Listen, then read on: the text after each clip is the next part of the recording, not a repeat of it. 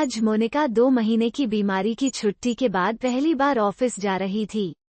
मोनिका की देवरानी वंदना ने अपने हाथों से मोनिका के लिए टिफिन तैयार किया था। वो किचन से बाहर आते हुए बोली, भाभी, आपका टिफिन, और मोनिका के करीब पहुंची तो मोनिका उसे गले लगा लिया। मोनिका की आंखों से आंसुओं की झड़ी लग गई। उसके मानस पटल पर अतीत की यादें किसी चलचित्र की भांति अंकित होने लगीं। छोटे से गांव से मायानगरी मुंबई के पॉश इलाके में बहू बनकर आने वाली वंदना के लिए अपनी ससुराल की राह पहले दिन से ही कठिन बन गई थी। शादी के बाद अपनी इकलौती जेठानी के पैर छूने के लिए झुकी तो मोनिका पीछे हटते हुए बोली, ओह, व्हाट इज दिस? यह किस जमाने में जी रही है, गंवार कहीं की, आजकल कोई पैर छूता है क्या? यह हाईटेक युग है, हाय हेलो और हग करने का जमाना है। लगता है यह लड़की एजुकेटेड भी नहीं है।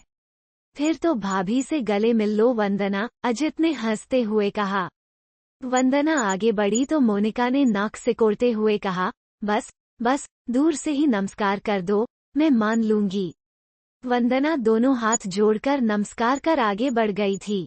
शादी के पहले दिन से ही जेठानी मोनिका का पारा 7वें आसमान पर चढ़ा हुआ था। हाईटेक सिटी मुंबई की गलियों में बचपन बिताने वाली मोनिका को किसी ठेठ गांव की लड़की बतौर अपनी देवरानी कतई पसंद नहीं थी।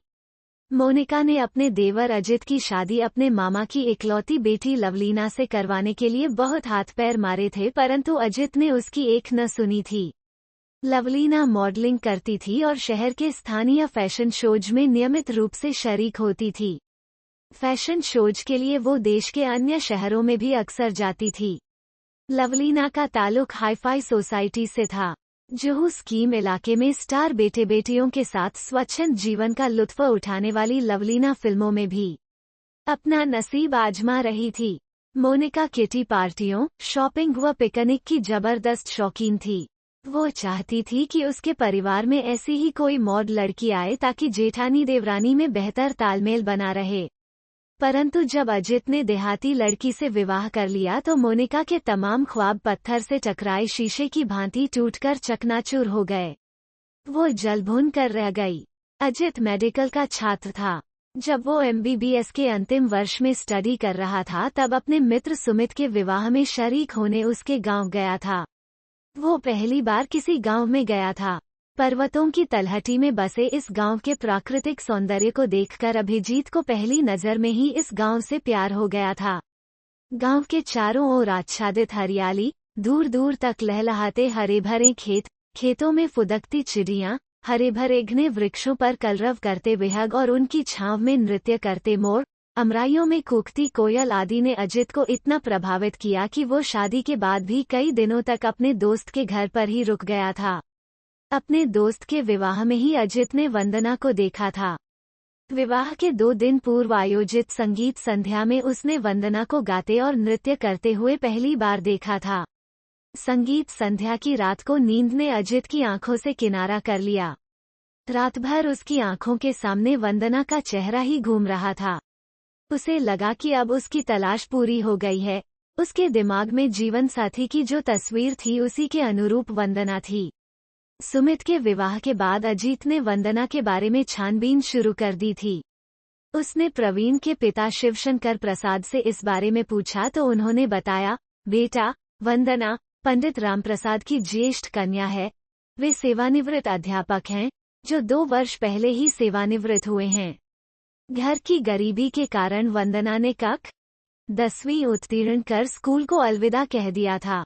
वंदना मेरी गोद में खेली है। लड़की बहुत ही संस्कारित, सुशील और बुद्धिमान है। वंदना की आवाज बहुत ही मीठी व सुरीली है। वो बहुत अच्छा गाती है। प्रवीण के विवाह में संगीत संध्या में तुमने वंदना के गीत सुने होंगे। अजित, एक बात मैं तुम्हें यह भी बताना चाहूंगा कि वंदना के विवाह की चिंता ने रामप्रसाद की नींद हराम कर दी है। उनकी बिरादरी के कई लोग वंदना को देखने आते हैं पर दहेज पर आकर बात फिसल जाती है। वंदना से छोटी एक और बहन है। उसके हाथ भी पीले करने हैं। गत वर्ष पंडित जी की पत्नी का अल्पावधि बीमारी के बाद आकस्मिक निधन हो गया था। उन्होंने इलाज में पैसे पानी की तरह बहाया, पर उसे बचा न सके। पंडित जी की पत्नी का निधन क्या हुआ, इस परिवार की रीढ़ ही टूट गई। शिवशंकर प्रसाद ने अजित के कंधे पर हाथ रखते हुए कहा, बेटे अजित, पंडित जी मेरे बहुत अच्छे मित्र हैं। उनकी दोनों बेटियां सुंदर, सुशील और सुसंस्कारित हैं। अगर वंदना तुम्हें पसंद है और उसे अपना जीवनसाथी बनाना चाहते हो तो मुझे पंडित जी से बात करने में प्रसन्नता होगी। शिवशंकर प्रसाद की बातों से अजित के मन में लड्डू फूट रहे थे। वो जल्दी से जल्दी मुंबई जाकर इस संबंध में अपने माता पिता से बात करना चाहता था। शिवशंकर ने अल्पविराम के बाद कहा, बेटा, कोई निर्णय लेने से पहले अपने माता पिता से एक बार बात जरूर कर लेना। हो सके तो उन्हें एक बार यहाँ लेकर आ जाना। जरूर अंकल, मैं कोई निर्णय लेने से पूर्व माता पिता से जरूर बात करूंगा और मुझे पूरा विश्वास है कि मेरी पसंद ही मेरे माता पिता की पसंद होगी। अंकल, वंदना तो मुझे पहली नजर में ही पसंद आ गई है।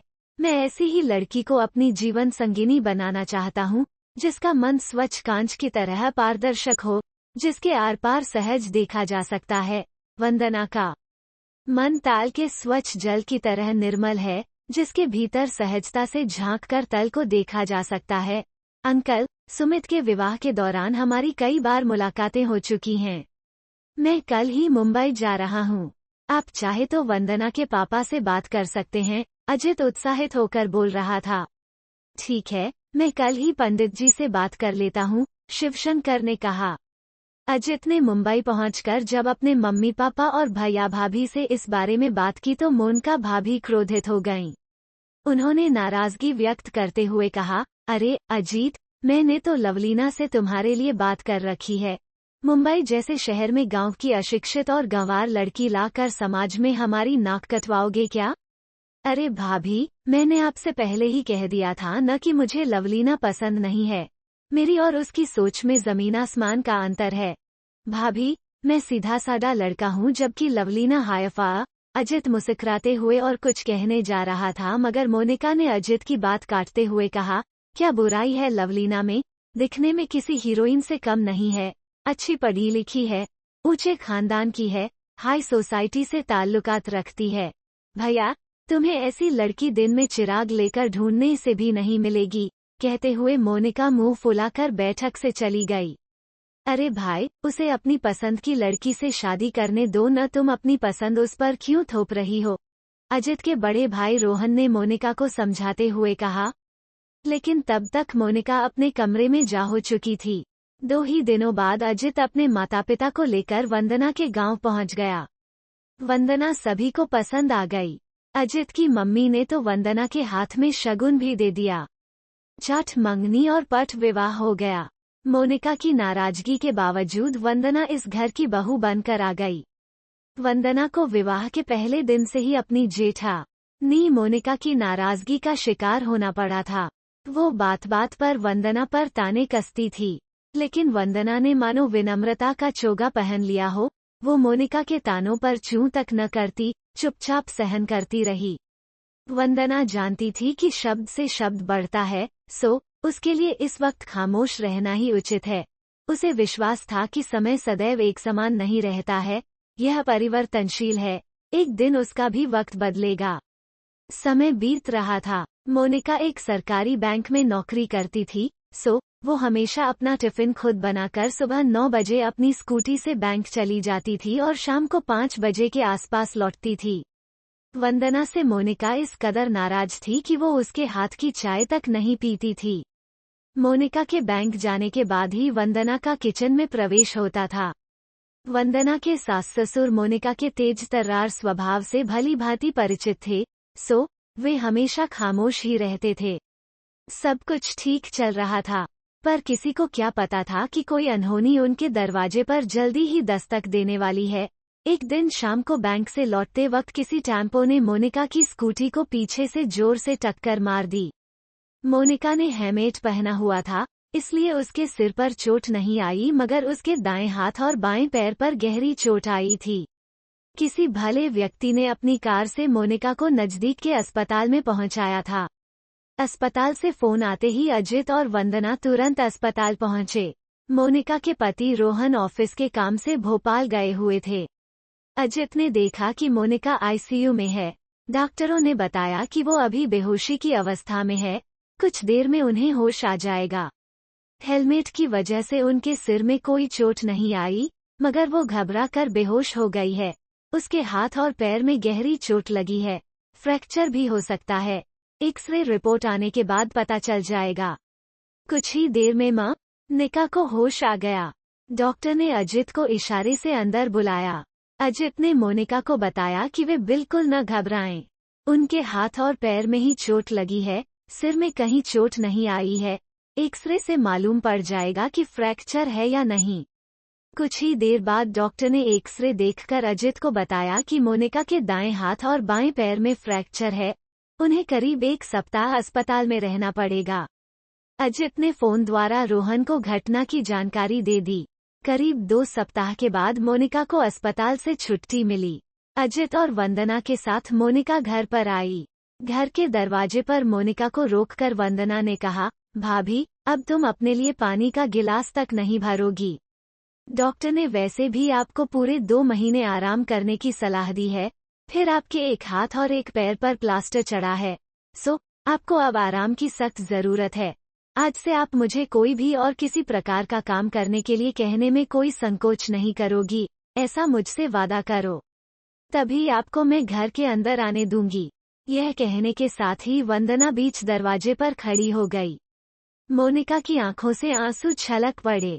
उसने वंदना को एक हाथ से अपनी ओर खींचते हुए उसका माथा चूम लिया और रुंधे कंठ से बोली, वंदना, मुझे माफ कर देना। मैंने तुम्हें न जाने क्या क्या कहा और तुम्हें बेवजह परेशान भी बहुत किया। तुम पिछले 2 सप्ताह से सब कुछ भुलाकर मेरी सेवा में समर्पित हो गईं। इतनी सेवा तो अपना भी कोई नहीं करेगा।